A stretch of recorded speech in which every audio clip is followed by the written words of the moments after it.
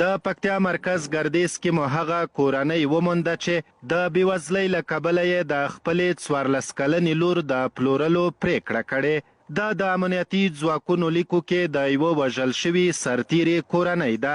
مور یې وایي چې خاوند یې څو کاله وړاندې وفات شوی، یو زوی بندي، بل یې معلول دی او د ګټې وټې څوک نه لري. 14 کلنه لور مې ده، مجبوره یم چې زه یې ویر کړم. چې ویر یې نه کړم زه څه شی وخورم؟ روژې ته هېڅ شی نه لرم. خال بو میوې راوړي، خال بو غوښې راوړي، خال بو وریجې راوړي، زه هېڅ شي بس نه لرم. دغه تیمان ورته پاتې. تر اوسه د دغه بېوزلې کورنۍ لاسنیوی چا نه دی کړی او وایي چې حکومتي مرستندویه ادارې مرستې د واسطې له مخې ویشي، ځکه دوی له پامه غورځول شوي. چې همکاري ورسره وکړي، مرسته ورسره وکړي. موږ خو داسې په دوه بیدون پاتې یو.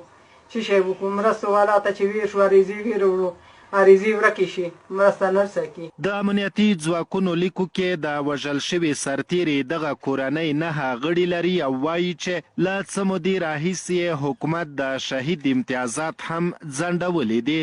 اسماعیل چې په یو لاس معلول دی، اوس د دغه کورنۍ مشري کوي. دی وایي چې نه ورته څوک کار ورکوي او نه هم د مرستې لاس ورغځوي. ورور مې شهید ده، 14 کاله وي. ورور مې بندي ده، ګاډۍ چلولی نه شم.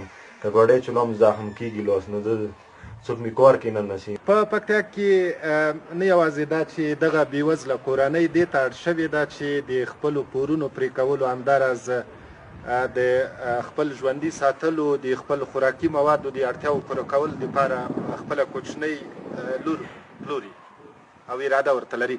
د دې ترڅنګ په ډیری کورنۍ نور هم په دې ولایت کې شته، خو د دوی ټوله کورنیو ګیله دا ده یا شکایت دا ده چې تر اوسه هیڅ مرسته ورسره نه ده شوې. حکمت نیازی، شمشاد تلویزیون، پکتیا.